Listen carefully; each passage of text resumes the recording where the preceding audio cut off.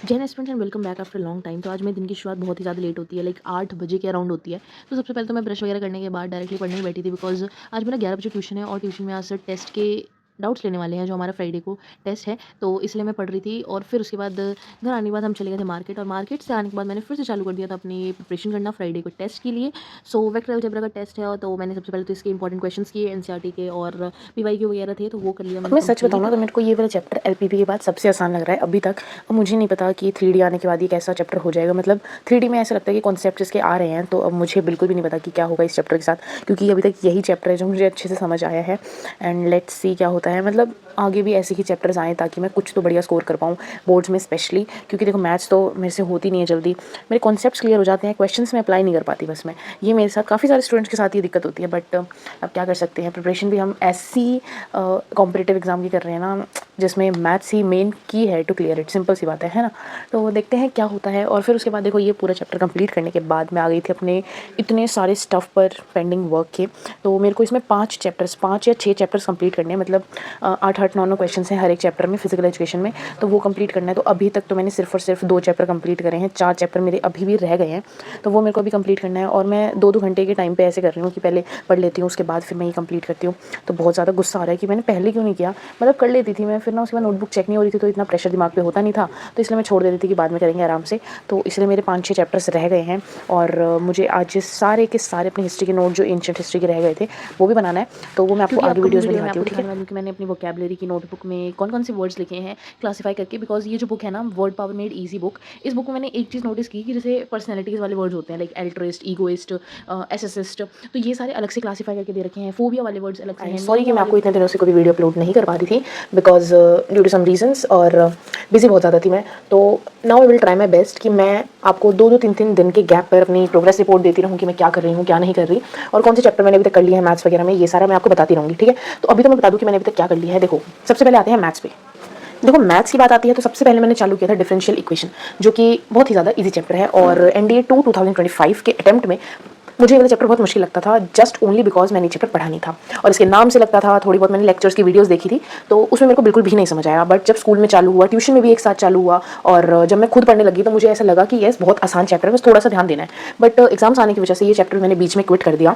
और अभी मेरे स्कूल में चल रहा था वेक्टर्स, एंड ये वेक्टर्स चैप्टर ट्यूशन में भी वेक्टर्स चल रहा है, जिसकी वजह से मैंने इस चैप्टर को ज़्यादा प्रायोरिटी पे रखा है, और ये ऑलमोस्ट मेरा कंप्लीट हो गया है। अच्छा हाँ, आप कहोगे कि इतनी मैथ्स में क्रिएटिविटी क्यों। देखो मैंने नोटिस किया कि थ्योरेटिकल बेस्ड क्वेश्चंस भी आ रहे हैं, तो थ्योरी को प्लीज़ एक बार पढ़ लेना, गो थ्रू कर लेना, बिकॉज क्या पता स्टेटमेंट से ही क्वेश्चंस आ जाएं। तो इस बार मैंने इस पर भी थोड़ा ध्यान दिया है कि एक एक जो मेन मेन मतलब स्टेटमेंट्स होती हैं ना उस टॉपिक से रिलेटेड, उसको भी मैं एक बार पढ़ लेती हूँ, ताकि मेरे को याद रहे कि हाँ जी इस चैप्टर से ये वाला स्टेटमेंट है और इस चैप्टर से ये।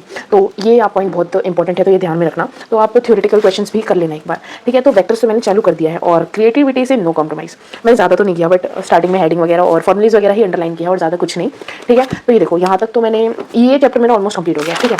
और इसमें मैंने 12th के बेसिस पे, मतलब जो मेरा स्कूल का लेवल था उसके अकॉर्डिंग एनसीईआरटी पूरी कंप्लीट कर ली है, और मैंने पीवाईक्यूज भी सॉल्व किए, जिससे मुझे लगा कि यस ये वाला चैप्टर बहुत आसान है। और इसके साथ मेरा 3D रह गया है, वो मैं कर लूँगी अभी आने वाले टाइम तक, ठीक है। तो नेक्स्ट चैप्टर तो मैं वही करने वाली हूँ, डिफरेंशिएशन, मतलब डिफरेंशियल इक्वेशंस मैं अभी छोड़ रही हूँ, बिकॉज जब मैंने स्टार्टिंग में किया था तो मैं उसके कॉन्सेप्ट को ग्रेस्प कर पा रही थी, बट मेरे को अब उसके कॉन्सेप्ट याद नहीं आ रहे हैं, मैं भूल चुकी हूँ। तो इसलिए फालतू में मैं टाइम वेस्ट नहीं करती, जो चल रहा है उसको ही प्रॉपर्ली कर लेती हूँ, फिर इसको ही रिवाइज करूँगी।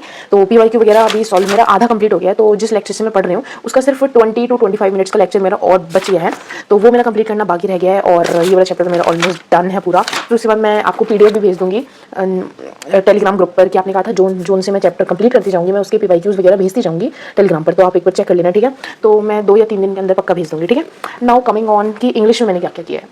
तो देखो इंग्लिश के लिए मेरी ये वाली नोटबुक है, और इंग्लिश में भी मैंने ज़्यादा नहीं किया है। सबसे पहले तो इंग्लिश के लिए मैंने अपने जो बेसिक्स थे उसको अच्छे से किया है, और जो ग्रामर रूल्स थे मैं सीरियस जर्नी, मैंने आपको पहले वीडियोज़ में बताया कि मैं कौन से सब्जेक्ट के लिए कौन से टीचर को फॉलो करने वाली हूँ, ठीक है। तो सीरियस जर्नी मतलब आप एनडीए जर्नी दोनों पे सर सेम ही वीडियोस डालते हैं ऑलरेडी, तो उसमें से मैंने अपने जो 50 ग्रामर रूल्स थे उसको कंप्लीट किया है। और ये बहुत ही ज़्यादा मज़ा आया मेरे को जेनुअली पढ़ के, मतलब जिस वे में सर ने पढ़ाया ना, आप जेनुअली आप पक्का इसको ग्रेस्प कर पाओगे एक ही बार में। तो ये देखो कितनी प्रॉपर्ली समझ आ रहे हैं, मतलब आप नाम भी देखोगे ना रूल्स के, तो yes you will suddenly realise कि हाँ ये वाला तो मेरे को याद भी हो गया। ये देखो तो अभी ये मेरा पूरा तो नहीं हुआ है, मैं धीरे धीरे अभी बेसिक्स कर रही हूँ, अभी चालू है, अभी 4-5 पेजेस ही बने हैं, ज़्यादा तो है नहीं, ठीक है। तो ये मेरा अभी 2 या 3 दिन में पूरा कंप्लीट होने वाला है, तो मैं इसके बाद बताऊँगी। और मैंने काफ़ी सारे वो भी लिखे थे, वो कैब की एक नोटबुक बनाई है पतली सी, बट वो वाली मेरी जो नोटबुक है ना वो खो गई है दिवाली की सफाई में, तो मैं उसे ढूंढने वाली हूँ अभी। मिलने के बाद मैं आपको नेक्स्ट वीडियो में दिखाऊंगी कि मैंने उसमें क्या क्या लिखा है, और बस इतना ही था। और मैं प्लीज़ कहती हूँ नोट्स तो पक्का बनाओ ही, जो जो आपके लाइक वीक सब्जेक्ट्स हैं या फिर जिनको आपको करना है उनके आप नोट्स ज़रूर बनाओ, बिकॉज नोट्स बना के ना आपको अपनी हैंड राइटिंग में अपने लिखे हुए स्टेटमेंट ज़्यादा अच्छे से याद रहते हैं, दूसरे के स्टेटमेंट कंपैरेटिवली जल्दी याद नहीं होते, ठीक है। तो देखो मैं अभी जैसे कि मैं भी अपने 12th पे भी ध्यान दे रही हूँ, एक 12th को तो अभी छोड़ नहीं सकते, बिकॉज ये तो मेन पीक टाइम है मेरी 12th क्लास का, तो उसके लिए मैंने भी थोड़े से नोट्स बनाए हैं। आप बताना कैसे लग रहे हैं, मतलब इसके लिए ना 12th के लिए मैंने अपनी फ्रेंड को कॉपी किया है, तो वो ना मोस्टली, देखो अच्छी चीज़ कॉपी करना कोई बुराई तो है नहीं, तो वो ना मोस्टली वाइट पेजेस पे बनाती, मैं पहले बनाती थी 11th क्लास की स्टार्टिंग में, फिर मैं बहुत ज़्यादा थक जाती थी, तो मेरे पास वाइट पेजेस हुआ करते थे, बट इस बार मैंने वाइट नोटबुक ही खरीद ली है, वाइट पेजेस वाली, तो अभी इसमें नोट्स बनाए हैं और मेरे को काफ़ी ज़्यादा अच्छा लग रहा है ये वाले नोट्स। तो अभी ये कंप्लीट करने वाली हूँ मैं, काफ़ी सारा मेरा काम हो तो रखा है बट वो आधा अधूरा ही है। तो अभी जो छुट्टियाँ आने वाली है, देखो वैसे तो मेन छुट्टियाँ खत्म ही हो गई, बट जो भी छुट्टियाँ आने वाली हैं उसमें मैं मतलब संडे वगैरह जो वीकडेज मिलेंगे उसमें मैं ये सारा कंप्लीट करने वाली हूँ। और इतना सारा पेंडिंग काम है ना मेरा, इतना सारा, तो अभी मैं ट्राई करूँगी कि स्कूल में मेरे ना कुछ फ्री पीरियड्स लगते हैं, लाइक अभी एक दो टीचर्स नहीं आ रहे मेरे स्कूल में, तो उनके पीरियड में मैं कंप्लीट कर लूँगी सारा काम। कोई बात नहीं, वो भी कर लेंगे स्कूल में ही, क्योंकि घर पे देखो इतना सारा काम है, मैं कैसे कर पाऊँगी। इट्स ओके, मैनेजमेंट स्किल्स हम अपने अंदर डेवलप करेंगे। तो इतना तो अभी था। और मैंने आपको बताया या नहीं बताया कि मैंने अपना इकोनॉमिक्स का जो था मेरा पार्ट इकोनॉमिक्स का, वो मैंने पूरा कंप्लीट कर लिया, पूरा मतलब NDA 1 2026 के अटेम्प्ट के लिए मेरा जो इकोनॉमिक्स का पार्ट है वो फुल्ली कंप्लीटेड है। तो इसको मुझे बस हर एक वीक में रिवाइज करते रहना है, तभी जाके मैंने इसको अभी तक 2 बार रिवाइज कर लिया है, क्योंकि जब देखो मैं खाली बैठती हूँ ना एक बार इसको खोल लेती हूँ, और इसके लिए मैं कोई भी नोट्स नहीं निकाल रही, कोई भी नोट्स मैंने पर्सनल अपने नहीं बनाए हैं, सिर्फ और सिर्फ ये जो सर के नोट्स हैं उनसे ही मैं पढ़ने वाली हूँ बस। तो ये पता है इससे ना काफ़ी अच्छे से रिवाइज हो गया, 70 पेजेस हैं ओनली एंड ओनली, तो मैंने एक दिन कंप्लीट मतलब एक वीक में कंप्लीट कर लिए थे 35 पेजेस, और दूसरे वीक में 35, तो ऐसे हो गया कंप्लीट, और मैं इसको रिवाइज भी कर चुकी हूँ, ठीक है। तो येस, अच्छे समझ आ गया है मुझे। अरे देखो आप खुद पढ़ोगे ना इकोनॉमिक्स तो आसान लगेगी, ये इसमें वैसे ज़्यादा क्वेश्चन तो आने नहीं है, 10-15 क्वेश्चन आएंगे इकोनॉमिक्स में, वो कर लेंगे, मोस्टली क्वेश्चन तो आते हैं 5 ईयर प्लान्स में से, और ये सब है बस। तो ये मेरा कंप्लीटेड है। और येस, मैंने हिस्ट्री में, मैं आपको बताऊँ, वेट अ मिनट, ये देखो ये मेरी हिस्ट्री की नोटबुक है। तो पता है ये देखिए मुझे बहुत बुरा लगता है कि येस ये नोटबुक मैंने NDA 2 के लिए बनाई थी, बट कोई बात नहीं, अब नहीं निकल पाया तो क्या कर सकते हैं। तो ये देखो मैं आपको पहले दिखाती हूँ कि पता है, मैं आपको बताऊँ सच बताऊँ तो मैंने जो मॉडर्न हिस्ट्री थी और मिडिवल हिस्ट्री थी उस पर ज़्यादा ध्यान दिया था कंपैरेटिवली एंशिएंट हिस्ट्री की।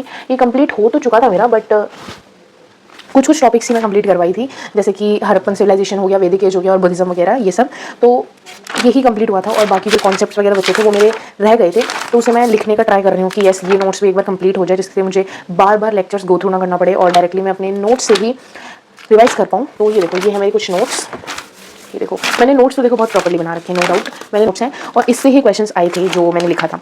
सो दैट्स ऑल, बस इतना ही था अभी तक, तो मैंने इतना ही किया। और वो कैब में मैंने काफ़ी सारे वर्ड्स लिखे हैं, लाइक 100+ हो चुके हैं वर्ड पावर मेड ईजी वाली बुक से, तो वो मैं आपको नेक्स्ट वीडियो में दिखाऊंगी कि मैंने कितने किए हैं। बस मैं उसे ना सुबह सुबह उठ के एक बार रिवाइज कर लेती हूँ, एंड दैट्स इट, मतलब जो मैं एक दिन पहले लिखती हूँ ना उससे, ठीक है। तो आप अपनी एक पर्सनल एक पतली सी नोटबुक बना लो वो कैब के लिए।